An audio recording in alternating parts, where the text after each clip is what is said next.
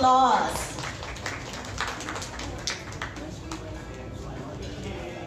So yon, this year we're celebrating 11 years of Gabay, Guro. Wow, 11 years na po. It's always amazing to look back on how far we've come. What started as a project for a small group of PLDT Managers Club volunteers in 2007 has now become a flagship advocacy campaign for PLDT Smart Foundation. Over the years, our hardworking volunteers, with the help of our big-hearted partners, have built and donated over 40 classrooms nationwide and provided over 1,300 scholarship grants through 45 partner schools. We have over 800 graduates and over 500 LET passers, and that's just the tip of the iceberg. Palakpakan po natin yung achievements po ng Gabay Guro these past 11 years.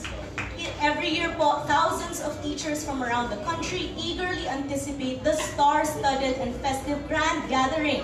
We've got OPM icons, showbiz A-listers, the hottest love teams, thousands in cash prizes, gadgets, vehicles, and of course, the most anticipated prize of them all, a house and lot for one lucky teacher. Ayan. Meron po tayong video na ipapakita to show us more about Gabay Guro.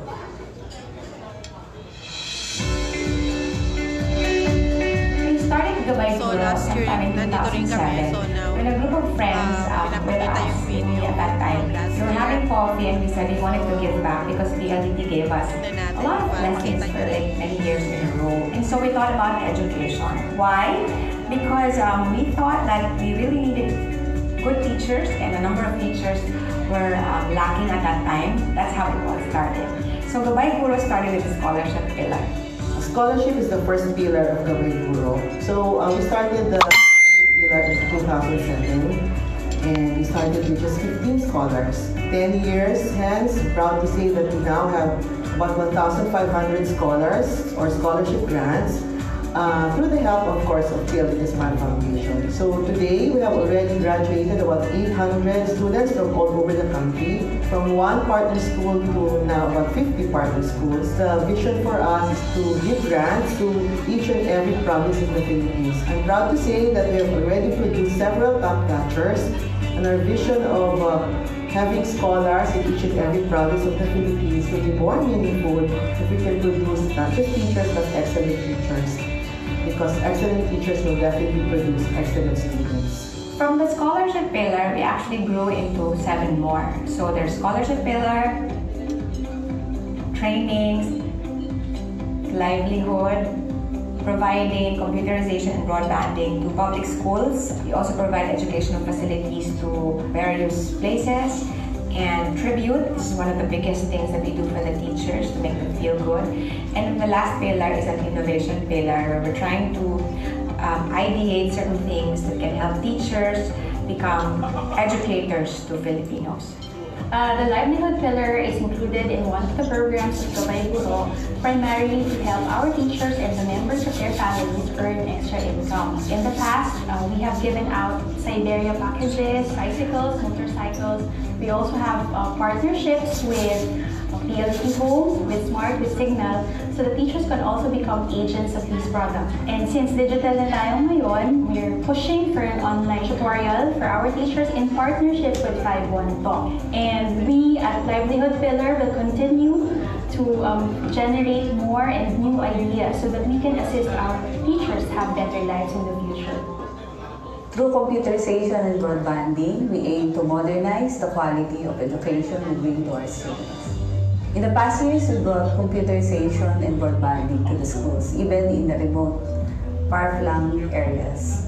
So far, we have given tablets, personal computers, and Wi-Fi dongles. We have big plans for the next coming months and years. We're going to roll out Wi-Fi hotspots in schools. We're also going to expand our coverage to include other places, even in the provinces.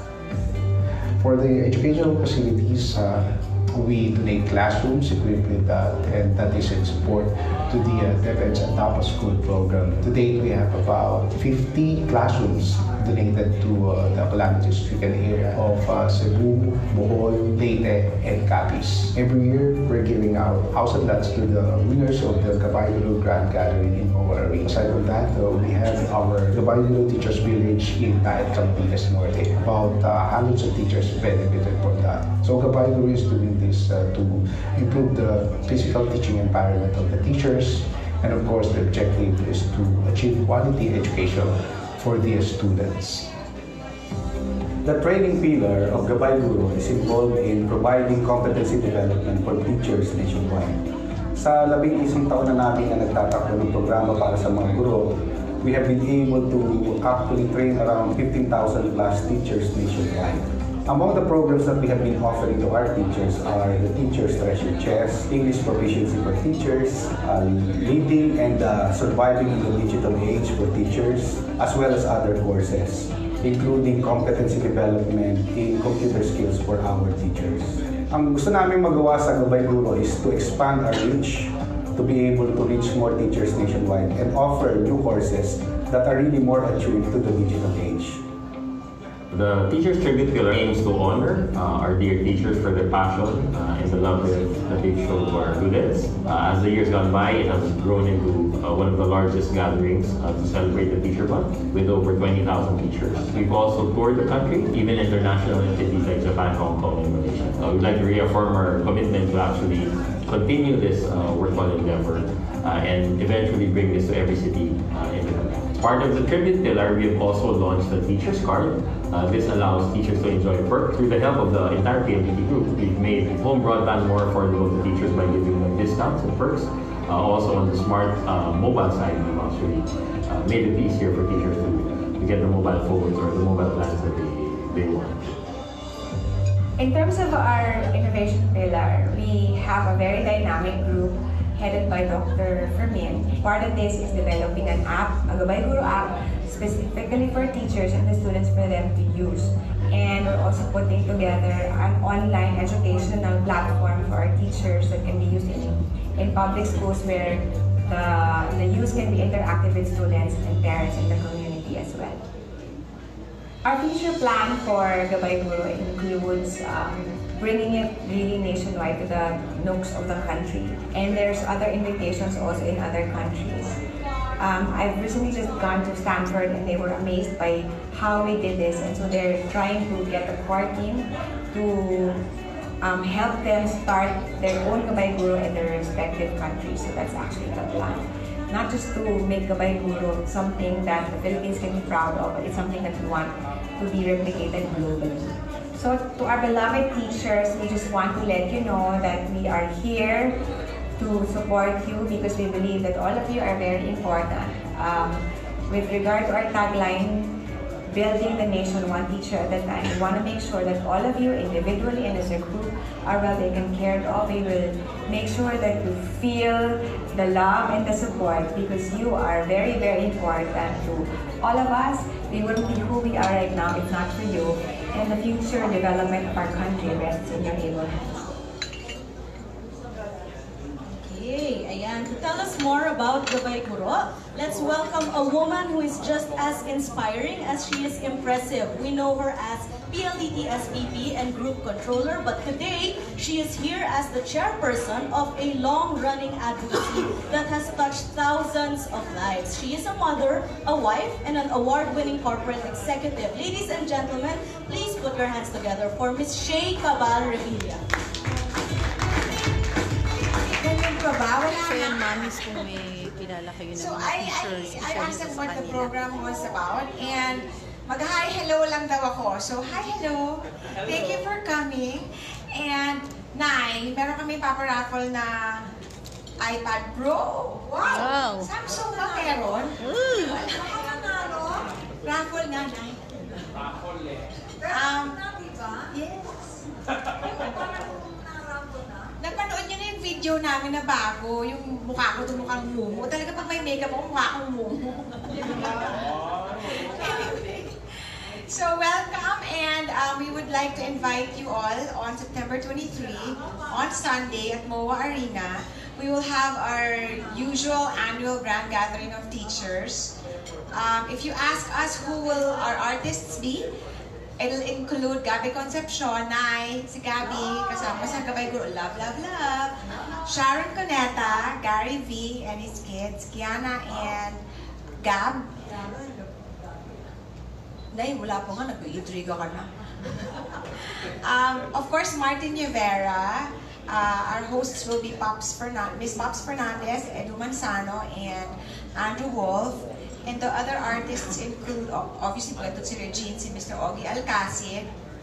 Sino ba ba? Uy! Si Jonah, Christian Bautista. Ayun, bali eh. Dito na ako sa gilid. Tapos, I spoke to the head of ABS-CBN.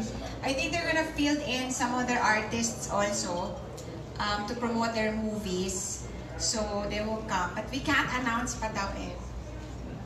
At saka si Miss Marian Honor, who will also entertain us today. Thank you, Ate, for bringing her. As usual, we will be raffling off a house and lot, a car, pangkabuhayan packages, mga, ano ba yun? Mga household equipment, TVs, at saka cash. Marami pang GCs. Marami tayong sponsors this year, and everything will go to our beloved teachers. At this point, I'd like to ask John Yanes to join me here. Ika, John. Ito si John. Si John Yanes. Good afternoon, everyone. So we'd like to, as mentioned, we'd like to invite you on this Sunday, September 23 at SM MOA Arena. So as mentioned, we have the biggest stars from Ogie, Regine, Gary, Martin, Gabi and Sharon will be there. Christian Bautista, Jonah, Jaya. So the usual guests. Randy is also going to be there. We've also actually prepared a lot of prizes, or a lot of raffles for the teachers, from cash to TVs to motorcycles. From our sponsors from Suzuki, Yamaha, and Honda, so we're raffling on 3 motorcycles, a Photon van, and house and lot from Standard Insurance, Metro Pacific, and Landco. PLDT Smart also will be giving away broadband and mobile phones to all of the teachers who are going to be present. I would like to thank our sponsors, Manila Doctors, Bessie, Telescope, SGV, Devon, Pen Shop, Motorlandia, Yamaha, Suzuki, and Honda, Pen Shop, MyPhone, Kettlecorn, Colgate, Sunsilk, Belvita, Reyes Haircutters, Miss Shea was actually able to get a grant from Stanford University. So Stanford University, she just finished her executive program in Stanford, I think a few months ago. Part of her executive program, she was able to present Gabay Guro to the Stanford community, and we were able to get a grant of a significant amount, huh? $57,000 US. Wow. So, and the MVP rewards card, Enchanted Kingdom, Red Planet, Gen Korean Barbecue. So hopefully you guys can join us. This is on Sunday, September 23. The show starts at 2 o'clock at the SMO Arena. Okay, thank you, Sir John. Si Sir John yan is VP for Marketing, PLDT Smart. Ba't ka nagtatago sa likod ko? May QA pa. So, if anyone would like at this point to ask questions about Gabay Guro, we have here in front, of course, si Ms. Shea and si Sir John Yanes to join us. Who would like to ask a question for the two? So, yun na guys. Sana pag meron akong Question. sana maisama ko kayo sa events. Okay.